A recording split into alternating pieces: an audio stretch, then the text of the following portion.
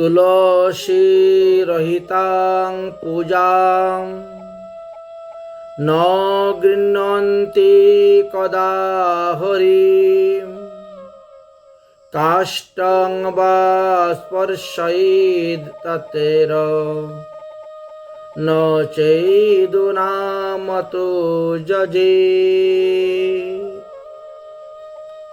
আজ আমরা আলোচনা করব ভগবান বিষ্ণুকে কেন তুলসী দেওয়া হয়, ভগবান রামকে, কৃষ্ণকে, গৌরাঙ্গ মহাপ্রভুকে তাদের চরণে কেন তুলসী পাতা দেওয়া হয়।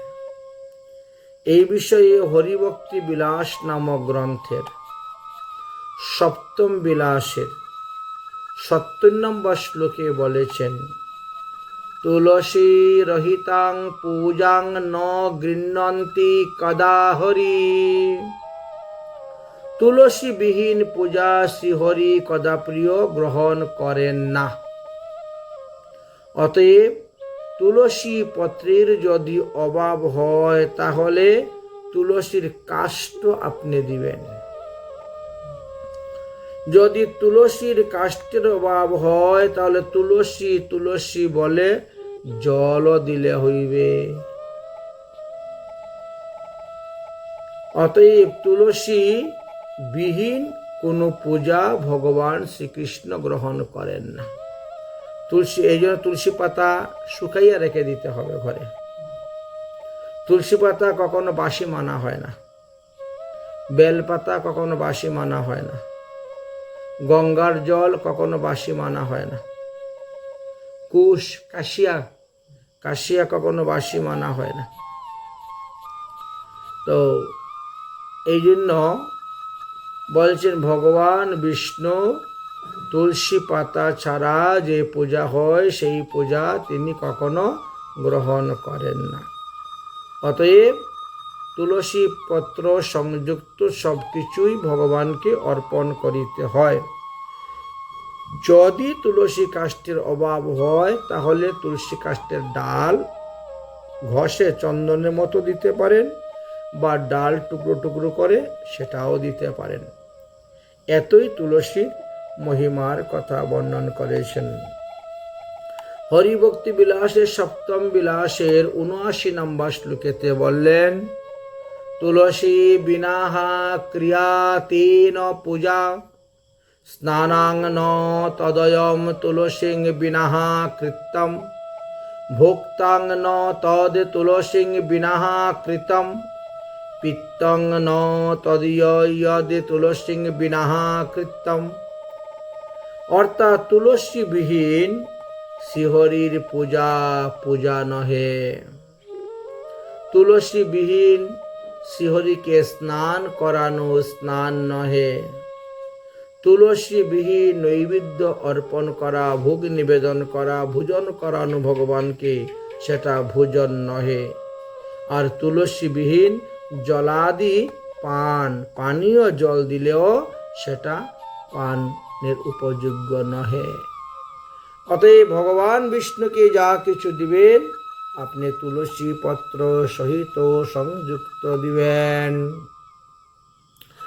হরিভক্তি বিলাসের সপ্তম বিলাসে ৬৪ নম্বর শ্লোকে এবং ৬৭ নম্বর শ্লোকেও বলে গিয়েছেন, তুলসী পত্র সর্বত্রেয় বিশেষত। সমস্ত পত্রের মধ্যে তুলসী পত্র শ্রেষ্ঠ। যত রকমের পাতা আছে এই সমস্ত রকমের পত্র হইতে তুলসী পত্র শ্রেষ্ঠ। এবার বললেন, যদি আপনার কাছে তুলসী পাতা না থাকে, তুলসীর ডাল না থাকে, এমন এক জায়গায় গিয়েছেন, বলছেন তাহলে আপনাকে ভৃঙ্গরাজ গাছের পাতা দিলেও হইবে। যদি সেটাও না থাকে তা বলছেন বকুল গাছের পাতা দিলে হইবে। যদি সেটাও না থাকে বলে তাহলে আম পাতা দিয়ে দিও। ওটা না থাকলে জাম পাতা দিয়ে দিও। তা না থাকলে লেবু পাতা দিয়ে দিও। এমনই বলছেন। ঠিক তেমনিভাবে ফুলের অভাব হইলেও আমরা ভৃঙ্গরাজ ফুল, বকুল ফুল, আম ফুল, জাম ফুল, লেবু ফুল এগুলি ভগবানকে অর্পণ করা যায়। তাও যদি না পাও বলছেন তমাল পত্র দিয়ে দিও, তমাল গাছের পাতা। তদ অভাব যদি হয় তাহলে দুব্বা দিয়ে দিও, দুব্বা পত্র। দুব্বাও যদি না থাকে তাহলে কুশ দিয়ে দিও, কুশপত্র। কুশপত্র যদি না থাকে তাহলে আমলকি গাছের পাতা দিয়ে দিও। যদি আমলকি গাছের পাতাও না থাকে তাহলে বেলপাতা দিয়ে দিও। দেখো, বেলপাতাও ভগবান শ্রীহরির পূজায় দেওয়া যায়। কখন দিবেন? অভাব হইলে। তদ অভাবে তদ অভাবে তদ অভাবে সব বর্ণন করে গিয়েছেন। অভাবের কারণে সবসময় মনে রাখতে হবে উত্তম বস্তু থাকতে, মুখ্য বস্তু থাকতে কখনো গৌণ বস্তু দিয়ে পূজা করতে নাই। আমার কাছে তুলসী পাতা আছে, তো আমি আম পাতা, জাম পাতা, লেবু পাতা দিব কেন ভগবানের চরণে? আমি তুলসী পাতাই দিব। লেখা আছে তদ অভাবে তদ অভাবে তদ অভাবে, অভাব অনুসারে এটা লেখা আছে। বিল্ল পত্রাদি হরির তুলসী পত্র উত্তমম, এতে সাঞ্চ যথা লব্ধে পত্রাঞ্চা অর্চয়েত হরি। বলছেন সর্বপাপ বিনির্মুক্তম বিষ্ণু লোক মহীয়তে, অর্থাৎ যে ব্যক্তি ওই সমস্ত পত্র যথাক্রমে বা যথাপ্রাপ্ত অবস্থায় ভগবানের পূজা করেন, তিনি সমস্ত পাপ হইতে মুক্ত হন, দেহান্তে হরিধামে গমন করেন, হরির সন্নিধানে তিনি গিয়ে অবস্থান করতে পারেন। অতএব কখনো গৌণ বস্তু দিয়ে পূজা করতে নেই যতক্ষণ মুখ্য বস্তু আপনার কাছে আছে। মুখ্য বস্তুর অভাব হলে পরে গৌণ বস্তু দিয়ে পূজা করবেন। শ্রী হরিভক্তি বিলাস নামক গ্রন্থের সপ্তম বিলাসের ৬৭ নম্বর শ্লোকেতে বলছেন বিল্লপত্রেণ ইয়াদ দেবং কার্তিকে কালিবারে ধনম পূজয়ন্তি মহাভকিতা মুক্তি তেষাং ময়োদিতা। যাহারা কার্তিক মাসে বিল্লপত্র দ্বারা ভক্তিপূর্বক শ্রীহরিকে অর্চনা করেন, তিনি সমস্ত পাপ থেকে মুক্ত হয়ে ভগবান ধামে চলে যান। এই জন্য ভগবানকে বিল্লপত্র অর্পণ করা যায়। ভগবানকে দুব্বাও দেওয়া যায়। দুব্বাঙ্কুর হরির যস্তু পূজা কালে প্রয়শ্চতি পূজা ফলম শতগুণম সম্যগাপ্নোতি মানবঃ। শ্রী গোবিন্দের অর্চনকালে দুব্বা অর্পণ করিবেন। যারা দুব্বা ভগবানকে অর্পণ দেয়, ফুল দেয়, তুলসী পাতা দেয়, বেল পাতা দেয়, দুব্বা দেয়, তাদের শতগুণ বেশি ফল লাভ হইয়া থাকে। সাধারণত ফুল তুলসী দিয়ে পূজা করলে যেই ফল, তার থেকে শতগুণ বেশি ফল হইয়া থাকবে। শ্রীহরিকে আম্রের মুকুলও দেওয়া যায়, আমের মুকুল। শ্রীহরিকে আমের মুকুল সহ পত্র অর্পণ করিলে সেই ব্যক্তি সৌভাগ্যবান হইবে এবং কোটি গুণ ফল লাভ করিতে পারেন। আমের যেমন তুলসী মঞ্জুরি সহ আমরা তুলসী পাতা অর্পণ করি, ঠিক তেমনিভাবে আমের মুকুল সহ ভগবানকে অর্পণ করা যায়। তদ অভাবে কেতকী পুষ্প একটা আছে, সেই কেতকী পুষ্পপত্র আপনি দিতে পারেন। দেবদারু গাছের পাতাও ভগবানকে দেওয়া যায়। লেখা আছে দমনক, দমনক গাছ মানে দেবদারু। মারুকপত্র দ্বারা চৈত্র এবং বৈশাখ মাসে শ্রীহরির অর্চনা করিলে সহস্র গোদান ফল লাভ করা যায়। তো বৈশাখ মাস তো আমাদের আজকে চলেই গেল, কালকে থেকে জ্যৈষ্ঠ মাস আরম্ভ হইবে। মহাদেব উবাচ, হরিভক্তি বিলাসের সপ্তম বিলাসের ৬৮ নম্বর শ্লোকে মহাদেব পার্বতীকে বলছেন, হে পার্বতী, যে ব্যক্তি অখণ্ড বিল্বপত্র দ্বারা একটিবার মাত্র ভগবান শ্রীহরিকে অর্চন করে তিনি নিখিল পাপ হইতে উদ্ধার হয়ে যান এবং তিনি মদীয় ধামে এসে অবস্থান করেন।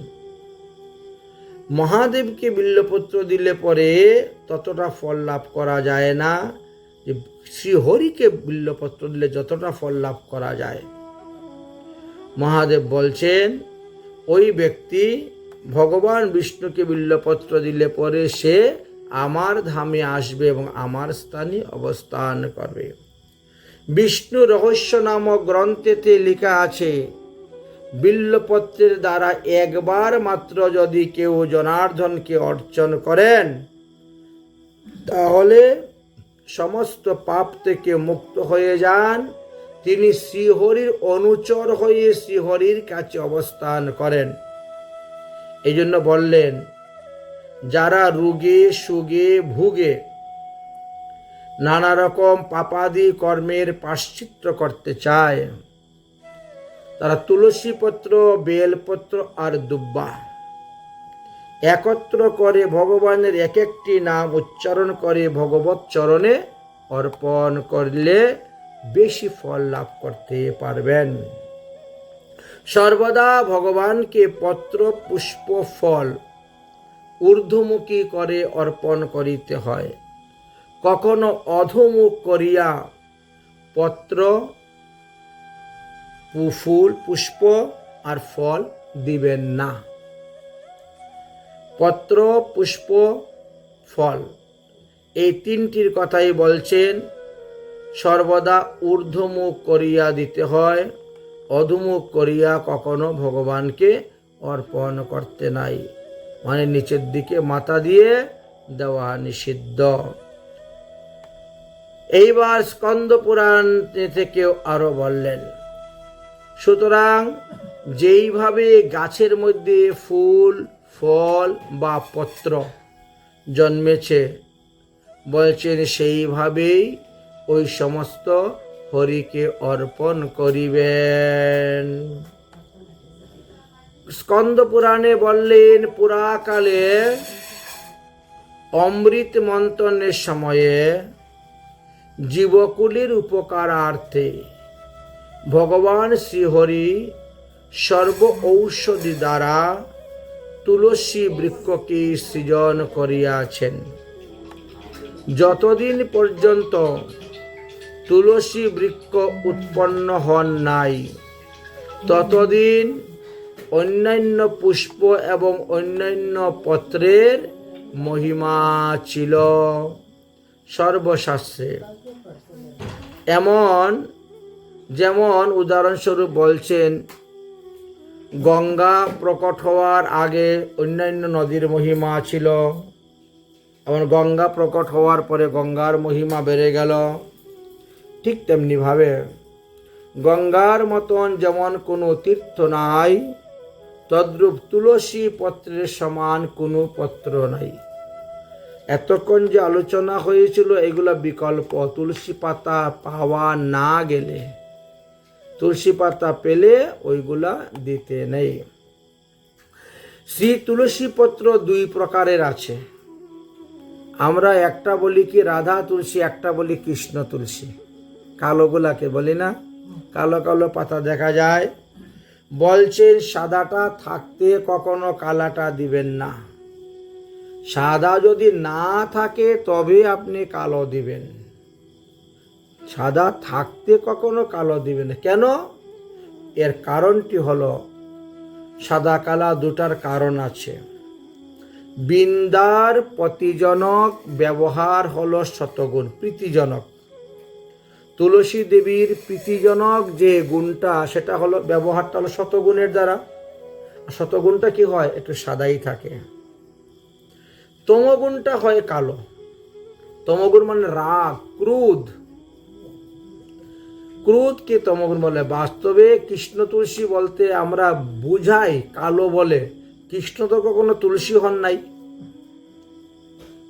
কৃষ্ণ তুলসী গাছ হয়েছেন কোনো প্রমাণ আছে? না। রাধা তুলসী গাছ হয়েছেন কোনো প্রমাণ আছে? নাই। কিন্তু মানুষ এটা রাধা তুলসী, এটা কৃষ্ণ তুলসী।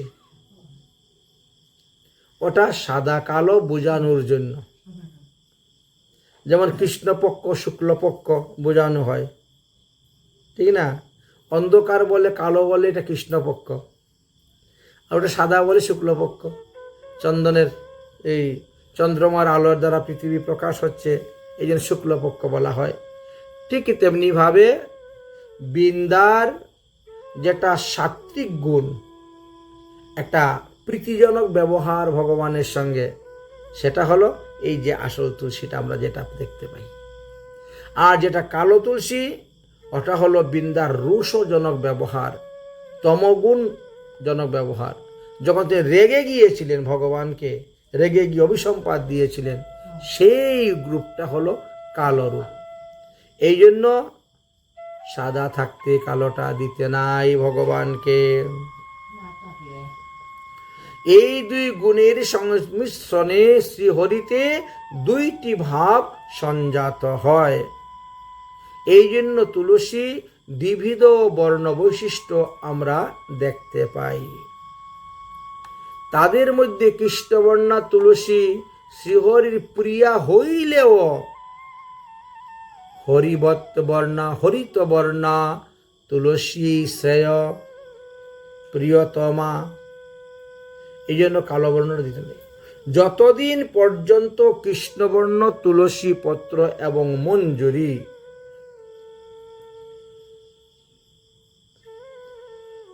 প্রাপ্ত হওয়া না যায়, তাবৎ কস্তুরীদি রত্ন সমূহ সর্বদা গর্ব প্রদান করিয়াছিলেন। সুতরাং কি কৃষ্ণবর্ণ কি হরিতবর্ণ সমস্ত তুলসী গোবিন্দকে দেওয়া যায়, এটি কোথায় কোথায় লেখা আছে। তবে বুদ্ধিমান ব্যক্তি যারা, বুদ্ধিমতী যারা, তারা সাদাটা থাকতে কালোটা কখনো দিবে না। পুরাকালে বুদ্ধিমতী তুলসী কঠোর তপশ্চরণ করে ভগবানের কাছে বর প্রার্থনা করেছিলেন। সেই হেতু তিনি যাবতীয় পুষ্প এবং যাবতীয় পত্রের মধ্যে শ্রেষ্ঠ হয়েছেন।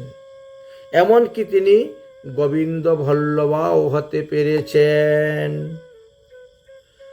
সর্বস্বাং পত্র জাতিনাম তুলসী কেশব প্রিয়া সর্বত্র সর্বকালে হো তুলসী বিষ্ণু ভল্লভা। সকল জাতির পত্র অপেক্ষা তুলসী পত্র শ্রেষ্ঠ। যেভাবে সমস্ত গ্রন্থের মধ্যে ভাগবত শ্রেষ্ঠ, সমস্ত তীর্থের মধ্যে গঙ্গা শ্রেষ্ঠ, সমস্ত দেবতাদের মধ্যে মহাদেব শ্রেষ্ঠ, বৈষ্ণবদের মধ্যে মহাদেব শ্রেষ্ঠ, ঠিক তেমনিভাবে সমস্ত পত্রের মধ্যে তুলসী পত্র শ্রেষ্ঠ। ওই তুলসী দেবী শালগ্রাম শিলারূপ জনার্দনের অতীব প্রিয়, গিরিরাজ গোবর্ধন শিলা গিরিধারীর অতীব প্রিয়। বৃন্দা দেবীর পতিব্রতা জনক্রিয়ার দ্বারা জনার্দনকে উপাসনা করলে বলছেন জন্মগত তৎসমুদয় উত্তম কৃপালাভ হয়ে তাকে ভগবানের। দ্বারকা মাহাত্ম্য গ্রন্থেতে লেখা আছে, মার্কেন্ডীয় ঋষি ইন্দ্রদ্যুম্ন রাজা সংবাদ, যথা লক্ষ্মী প্রিয়া বিষ্ণু তুলসী চৌ ততোধিক। ভগবান বিষ্ণুর প্রিয় যেমন লক্ষ্মী দেবী, ঠিকই তেমনিভাবে তুলসী দেবীও প্রিয় তিনার, অত্যন্ত প্রিয়।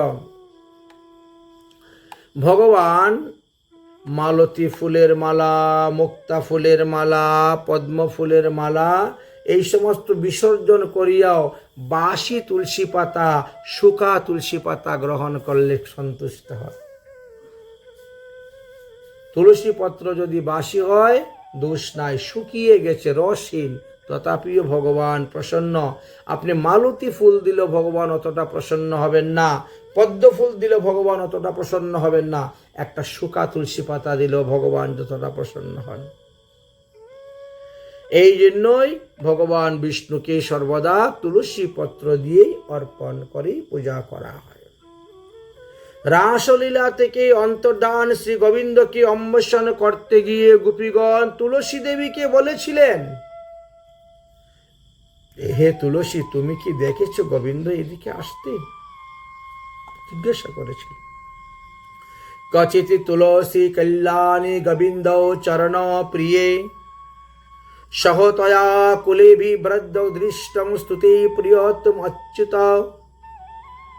হে শ্রী গোবিন্দের প্রিয়তমে তুলসী দেবী, হে গোবিন্দের চরণ প্রিয়ে মঙ্গলময়ী তুলসী দেবী, তুমি তো শ্রী গোবিন্দের অতীব প্রিয়তমা, যিনি তোমাকে অলিকুল সহ শিরোপর ধারণ করেন। আচ্ছা, সেই গোবিন্দ শ্রীহরি কি এই দিকে গিয়েছেন, তুমি কি দেখতে পেয়েছ? তুলসী কিছুই বললেন না, হ্যাঁ না কিছুই বললেন না। গোপীগণ তখন বলছেন, এ গোবিন্দের কথা বলবে না, কারণ সেও চায় গোবিন্দকে একা নির্জনে আস্বাদন করতে। যাই হোক, এইভাবে হরিভক্তি বিলাসের সপ্তম বিলাসে ৭৭ নম্বর শ্লোকে বলছেন, যৎ ফলম সর্বপুষ্পেষু সর্বপত্রেষু নারদ তুলসী দল মাত্রেণ প্রাপ্তোতি কেশবার্চনে। একটি মাত্র তুলসী পত্র দ্বারা যদি কেউ শ্রীহরির পূজা করেন, তাহলে পৃথিবীতে যত প্রকার ফুল আছে সব ফুল দিলে পূজা করলে যেই ফল সেই ফল পাবেন। যত প্রকার পত্র আছে পৃথিবীতে সেই পত্র দিয়ে পূজা করলে যেই ফল পাবেন, অনায়াসে তিনি সেই ফল লাভ করতে পারেন একটা তুলসী পাতা ভগবানকে অর্পণ করলে। আর ১০৮টা তুলসী পাতার মহিমার তো আরও অধিক হবেই হবে। সেই অধিক মহিমার কথাই আমরা বলবো, যেহেতু আর মাত্র একদিন বাকি আছে, আগামী পরশু থেকে অধিক মাস শুরু হয়ে যাবে, অধিক ফলের কথা তো শুনবেনই। পদ্মপুরাণের মাস মাহাত্ম্য, কোন কোন মাসে কি কি ভগবানের প্রিয়, এই সমস্ত মাহাত্ম্যের কথা আলোচনা করতে গিয়ে বললেন, শ্রীহরিকে তুলসী পত্র অর্পণ করলে যেই ফল লাভ করা যায়, হীরা মণি মুক্তা দানেও সেই ফল পাওয়া যায় না, মণি মাণিক্য দানেও সেই ফল পাওয়া যায় না। একটা তুলসী পাতা ভগবানের চরণে অর্পণের এতটাই মূল্য। একদিকে তুলসী পত্র, অন্যদিকে গঙ্গা জল, চন্দন চর্চিত করে ভগবানকে অর্পণ করা।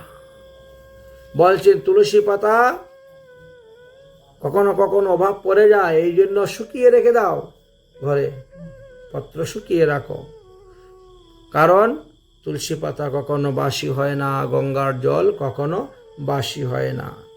সর্বদাই শ্রীহরির সেবায় লাগে এবং শ্রীহরি সন্তুষ্ট থাকেন, সাদরে গ্রহণ করে থাকেন।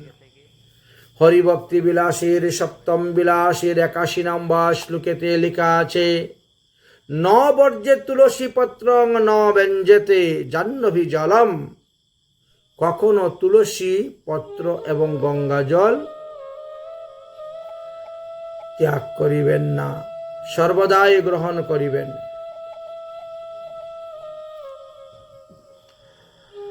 শ্রীহরি তুলসী পাতা এবং গঙ্গা জলকে এতটাই গ্রহণ করে থাকেন। অতএব হে মনুষ্যগণ, সঙ্গে তোমরা কোথাও বেড়াতে গেলেও সঙ্গে ভগবানের প্রসাদী তুলসী পাতা রাখবা, একটা ব্যাগের মধ্যে রেখে দিবা। রাস্তাঘাটে যাচ্ছ, প্রসাদ পাবে কোথায়? ক্ষুধা লেগেছে, কোনো কিছু কিনে খাচ্ছ, ওর মধ্যে ভগবানের ওই চরণ তুলসীটা, প্রসাদী তুলসীটা দিয়ে দাও, দিয়ে খেয়ে নাও। এই তুলসী সঙ্গে থাকলেও কোনো আপদ বিপদ হয় না, ব্যাগের মধ্যে রেখে দাও। বাস। ন বর্জয়ী তুলসী পত্র, তুলসী পাতা কখনো ত্যাগ করিও না। আর ন বর্জ্যের জাহ্নবী জলম, গঙ্গা জলও সঙ্গে রাখিও। মালার আধারের মধ্যে দেখো একটা চেইন থাকে না, একটা প্যাকেট থাকে, কেন? ওটা গঙ্গা জল, টাকা পয়সা রাখার জন্য নয়, মোবাইল রাখার জন্য নয়। অনেকে ওর মধ্যে মোবাইল ঢুকিয়ে রাখে, অনেকে ওর মধ্যে টাকা পয়সা ঢুকিয়ে রাখে।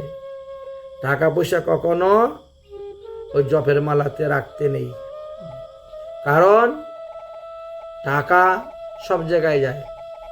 মাছের দোকানে যাচ্ছে, মাংসের দোকানে যাচ্ছে, হ্যাঁ, বিনা থুতু ছাড়া কেউ টাকা গনে না। জিব্বার মধ্যে আঙুলটা লাগাবে আর টাকা গনবে। তো সেটা যদি আপনি মালা ঝুলার মধ্যে ঢুকিয়ে রাখেন, তাহলে বলেন তো কি অবস্থাটা হচ্ছে। রাখতে নেই, মালা ঝুলার ভিতরে টাকা পয়সা রাখতে নেই। গীতা ভাগবতের ভিতরে টাকা রাখতে নাই, গীতা ভাগবতের উপরেও টাকা দিতে নাই। অনেক জায়গায় পাঠ হয়, কীর্তন হয়, লোকে এসে ভাগবতের উপরে টাকা দিয়ে দেয়। না, ভাগবতের উপরে ফুল দেও, তুলসী পাতা দেও, চন্দন দেও, মালা দেও, টাকা পয়সা দিবেন কেন? টাকা পয়সা আলাদা স্থানে রাখো, দেওয়ার। তাই বলছেন, টাকা পয়সাতে হাত দিলেও হাত ধুয়ে আবার মালা জপ করতে হয়। মনে করুন আপনি মালা জপ করতে করতে যাচ্ছেন হয়তো বাজারে, কোনো কিছু খরিদ করেছেন, টাকা তো দিতেই হচ্ছে খরিদ্দারকে। তো টাকা দিলেন, দিয়ে আবার হাত ধুয়ে আবার মালা জপ করো। টাকাতে হাত দিলেই হাত ধুইতে হবে মালা। এই জন্য ওই এক শিশি গঙ্গা জল ওর মাঝে রেখে দিতে হয়। বলছে ন বর্জ্যে তুলসী পত্রম, ন বর্জ্যে জাহ্নবী জলম। গঙ্গা জল আর তুলসী পাতা কখনো ত্যাগ করিও না, এটা সবসময় কাজে লাগবে।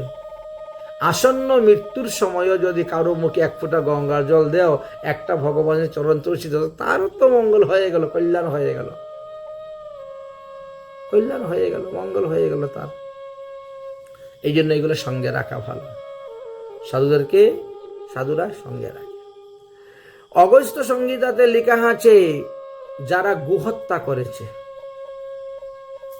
যারা ব্রহ্ম হত্যা করেছে, যারা মাতৃহত্যা করেছে, যারা মদ্যপান করেছে, যারা অগম্য নারীতে গমন করেছে, যারা পঞ্চপাতকের পাতকী হয়েছে, তারাও যদি শ্রদ্ধা সহিত, ভক্তির সহিত, প্রেমের সহিত ভগবান বিষ্ণুতে একটা মাত্র তুলসী পাতা দেয়, শালগ্রাম শিলায় ভগবান বিষ্ণুতে একটা মাত্র তুলসী পাতা অর্পণ করেন, তবে তার সমস্ত পাপ নাশ হয়ে যায়, তাকে আর নরকে যেতে হয় না।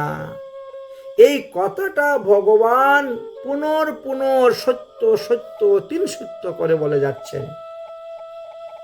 এর থেকে বড় পাশ্চিত্য আর নাই। ভগবানের চরণে তুলসী পাতা অর্পণ।